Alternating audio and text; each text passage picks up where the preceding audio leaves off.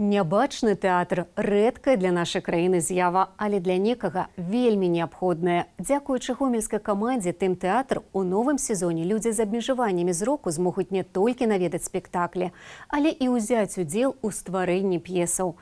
Падрабязней у сюжэце Олега Рудавусова.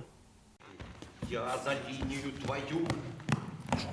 Гомельскі «Тым тэатр» за 4 гады існавання стварыў прыблізна 20 спектакляў. Сярод іх атмасферныя, дзе гледачам завязвалі вочы, каб абвастраць і іншыя пачуцці – слых, дотык, пах.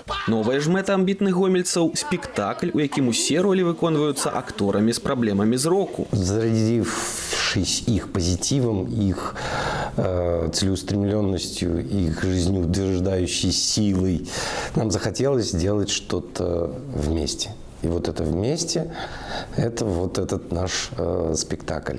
Спектакль с участием незрячих актеров. Прэм'еру знакамітага твору расійскага пісьменніка Леаніда Філатава «Сказ пра Фядота Стральца» рыхтуюць да Дня невідушчага чалавека, які адзначаюць 13 лістапада. У спектакль увядуць і адмысловую харэаграфічную групу. Падтрымлівае творчыя планы «Тым тэатру» дабрачынны фонд «Разам тут», які ўзнік у гэтым годзе дзякуючы краўдфандынгавай кампаніі. На гэты момант фонд падтрымлівае 6 праектаў у розных сферах і дае магчымасці людзям з асаблівымі патрэбамі зрэалізаваць сябе. Благодаря вот этому адекватному, этому ассертивному отношению окружающих, вот этих людей из Тим театра, опять же, начинаешь понимать, что все еще будет. Не забываюцца ў тэатры і пра дзяцей з асаблівасцямі зроку, ды рыхтуюць для іх адмысловы атмасферны спектакль пра доктара на імя Айбаліць, прэм'ера якога адбудзецца ўжо 13 кастрычніка.